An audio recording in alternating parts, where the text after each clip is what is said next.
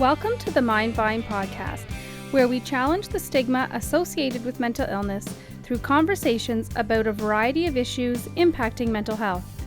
Here we bring you news, views, and interviews that intrigue, educate, and celebrate recovery. Leading us on this journey are the hosts of the Mind Vine podcast, Daryl Mathers and Chris Bovie. Welcome to the Mind Vine podcast. I'm host Chris Bovie, and usually I'm joined by Daryl Mathers, and we're really pleased to have a special guest with us tonight, Mr. Ray McGuire with the British Columbia Aboriginal Network on Disability Society, who was one of the award recipients tonight at the Mental Health Champions. First of all, congratulations on the award. Well, thank you very much. It is, for us, a great award, and we're very pleased to have much deserved. I wonder if you could just share with the audience a little bit about what the society does and your mandate, and talk a little bit about the work. As it showed in the video, Chris, it started in 1991, and it was really an agency to assist Aboriginal people with disabilities find employment and access employment. Right. But that really quickly moved away from that to realizing we needed to do more, and particularly within the area of mental health. There are so many other factors outside of just having a disability that First Nations people are struggling with: racism and colonialism, residential school. Yep. And then on top of that, there's a disability. And it didn't take long to realize that any person who walked through our door, regardless of their ability or disability, had some mental health history. Right. And we really wanted to be able to be an agency that found a way to open up that discussion and see how we could involve communities and individuals in being more receptive to what can be done in that. That's excellent. And I know, I think we're all aware of the challenges and mental illness. And so we have problems, I think, sometimes in the country where we want to take a model and just apply it across without understanding the complexities and the nuances in the Aboriginal community. How did you sort of embrace that understanding and that sort of co-design model, making sure you had a model that resonated with your community and not just taking something that was from Ontario or that to build those supports that were kind of a homegrown solution? The best answer I can give to that, Chris, is about changing the narrative. The discussion around mental health, the discussion around a lot of issues within Aboriginal communities, without diminishing the knowledge and understanding and skills in a Western European or medical model, just don't resonate. It's not a language people can understand. Right. And so what is that language? How is it that we can start to develop a confidence in the knowledge we have? And that is what I see as a big challenge. Right. Is many First Nations people have lost the confidence in their own knowledge. And then there's people like you or others that come in to share knowledge, and I'm always arguing, how can I trust in what you're sharing with me if I can't trust in who I am and what I know? So what is that language? What is it that I can speak to? The common theme that I particularly champion is, let's stop talking about mental health or suicide prevention. Let's talk and bring in, as one elder said to me, in our community we have this spirit of suicide coming through our community. The only way we're going to be able to address that is through the spirit. And so being able to start talking about that and identifying and saying, let's look at our rituals. Let's look at our ceremonies. What are all those about? What they are about is helping people keep their spirit with them, keeping strong. Right. It's about knowing that somebody's struggling. I struggled at one time, and a chief from the Esquimalt Nation called me to his community, unbeknown to me, and had a ceremony in the community, in the big house. And he said, we need to help you keep your spirit with you because we can see that you're struggling, and we want to call that back. When you start talking about that, people, particularly elders, who are afraid now of this mental health. What does that mean? Schizophrenia or bipolar or whatever. I'm not a doctor. I'm not a psychiatrist. It's so rewarding when an elder can look at you and say, we know about this stuff, don't we? Yes. We don't have the same words Terms, you do, but we yes. do know that it was extremely important that we kept our spirit strong, because without that, we cascade from there into sickness and disease. Right. And so let's start changing that narrative where people realize I know this. I can reach out to my brother and sister at least enough to connect their spirit and get them the help where they can start speaking for themselves. Yeah. How are we doing as a country, and maybe in your area as well, as with culturally sensitive resources for youth? So do we have other materials out there that speak in that narrative, not our narrative, for adolescents? Or is that still missing in Canada? I believe it is. I believe in developing optimal care from a medical model. Is there's still a really reluctance, for a doctor, a psychiatrist, to say, well, yeah, okay, I kind of believe in you going and doing the ceremony, but if this person deteriorates, I'm the one being held responsible. Right. So there's a lack of trust there. There's, I think, a willingness, and I understand that. I don't judge that. Right. But there is a real reluctance to say, I'm going to refer to your medicine person in the community to first look at this and do the work, or maybe let's work together. Yeah, let's work together and work cooperatively and share our competency. I'd like to share a quick story that I think is really important here. Yeah. Willie Ehrman from Saskatchewan, an academic, Cree academic. I just admire the man because he shared a story with me. He said, as a Cree boy living on reserve, he would escort his mom, was extremely competent. She knew her language. She knew the hunting, the rituals, the ceremonies, the songs, the dances. Extremely competent. And he said, what happens is, but when he would go into town with her to do business, he saw his mom cross a line somewhere where she went from competence to incompetent, working in a different culture, working in a different way. And his argument was, that's happening in First Nation communities. We're meeting Chris, and he's so competent, and he's got these skills, and he's somebody we really need in our community. And then he comes into our community, and that's not the Chris that we met out there. What's happened. Right. And so the only way to do this is what he calls is creating a sacred space where Chris and our community can step into this. We share our competencies. We don't need to compromise. And then we can step out and still be who we are. And it's a real genuine respect that I have knowledge, you have knowledge. You respect mine, I'll respect yours. That's the kind of relationship that's missing. It's still very much, I'm the psychiatrist, I'm the doctor, and if you don't want to do it my way, then I really don't want to be part of it, rather than looking at another way. Well, and that's something even at our hospital, when we talk about recovery, that, we've gone away from that model where clinically we tell people this is what you need to do, to say, you define what recovery means to you, and you should be the leader of your care pathway. So do you think one of the solutions perhaps is just that we need to, before we kind of come in and decide things, is we just need to spend some time talking to each other?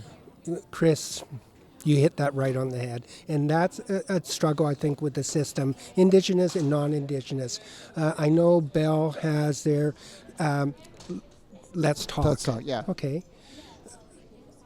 But who's there to listen? And an Indigenous way of talking about yourself and what's happening is storytelling. Right. And who has that time to sit there and listen to that story, and through that story help that person find a way. So that is a real challenge.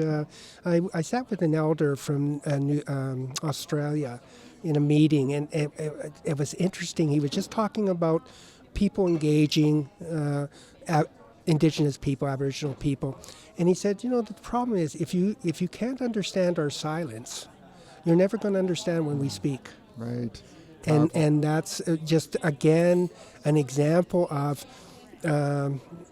how can we create a starting point to get people. And I don't want to minimize psychiatry or the necessity of drugs to help a person balance themselves out.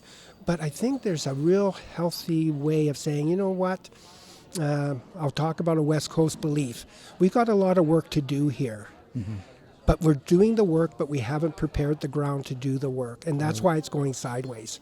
And in a ceremony, that would be blessing the ground or laying eagle feathers. But it's saying, or laying blankets out, it's saying, this is the ground that we're going to do this work on. Right. And I think there's an Indigenous way of saying to us and other non-Indigenous is, have we prepared the ground? Have we got in and created relationships? Have we got in and sort of engaged people and have a language that people can use and do?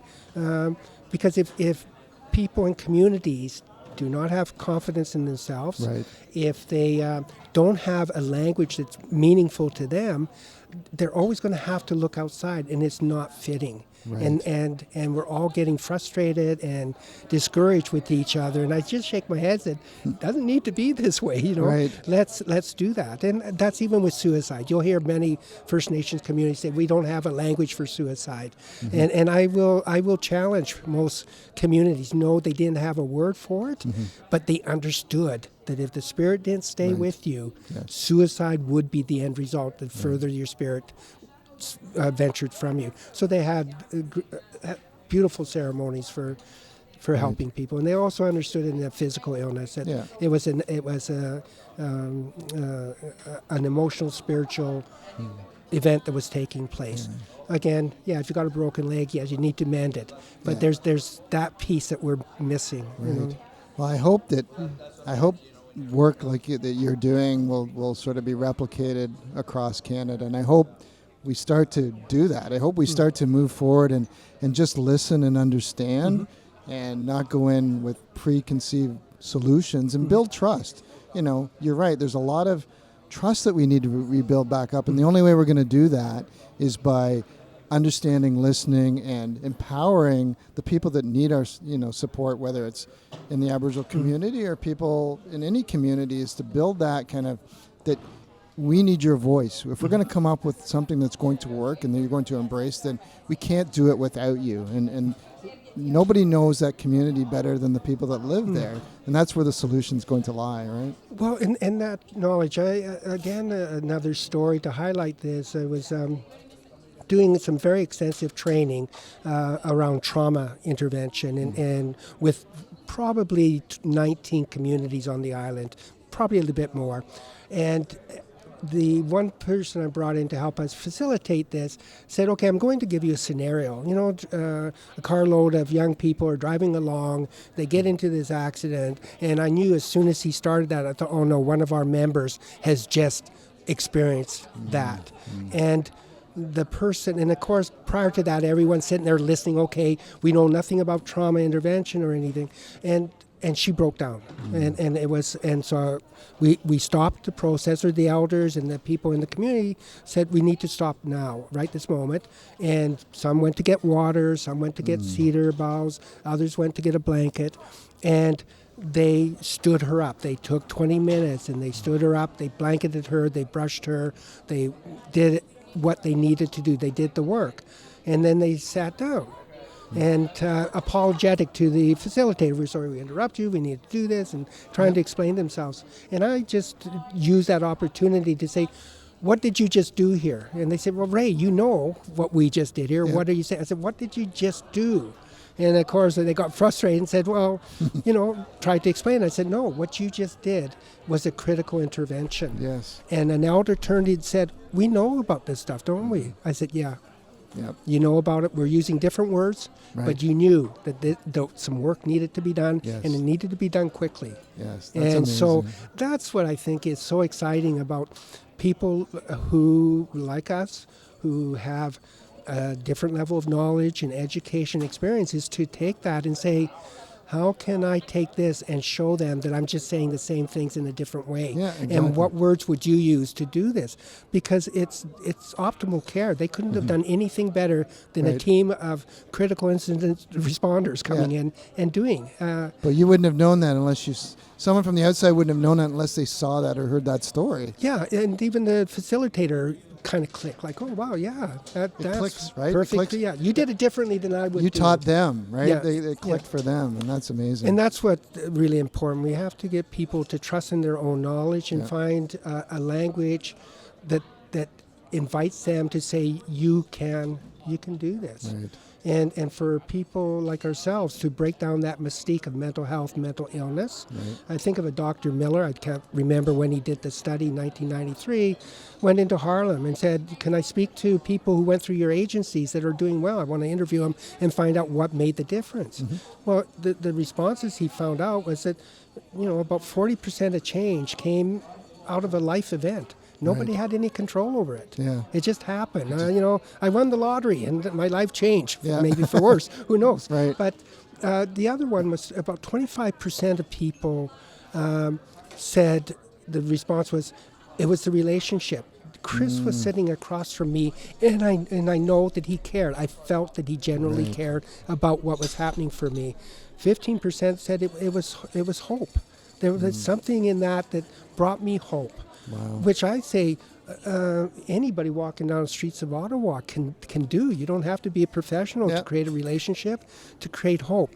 Only 15% was attributed to the fact they were a doctor or psychologist or whatever. Just a person. Wow. And yet we're all chasing that piece, or we put all our That's powerful. Yeah. our faith in that, and that's the least amount. So I think of that, and I share those stories with people in community and say, listen, is anybody in this community unable to create a relationship or create hope? You have the if power. we can do that. We all have the power. Yeah, it's amazing. And you need Chris and you need myself only as a consultative. Yeah. Okay? It's got to come from within the community. We've got to. Yes. The only true caring can come from the community. It can't come through agencies and services. So that's the work we're doing at That's BCANS. Fantastic. We're doing it as it's just part of being, just part of knowing. Yeah. So when we're providing other services for getting people with persons with disability applications or applying for disability tax credits or that, we're always using that opportunity to engage people at a level and just hoping that as they go away, there's seeds planted. That's that they will come back and maybe talk more within their community or invite us into community to reaffirm. Right. There is a traditional knowledge, there's a traditional way of being, and it worked for thousands of years. No, it's not considered best practice, and we're not sort of clinically tested, but it worked. And it worked even so that despite the colonization, residential schools, other things that have happened, Indigenous people are surviving and thriving. Yeah. So those teachings are, if they weren't there, if they weren't strong, we wouldn't be here talking about Indigenous people. Well, thank you very much, Ray. It was a pleasure talking to you, and thank you for all the work that you do. And I hope, like I said, I hope people pay attention to the work you're doing across Canada, and I hope that we start to move the needle in this area and start to use some of your learnings and replicate them as well. Yeah. On that note, we are moving ahead. Good. Just we want to. It's sometimes too slow, but no, I believe all the work that's being done here, work that you're doing with the hospital, it is all the steps are going to move us. So let's. Thank you again. Congratulations. Okay, thank you. Together begins and ends.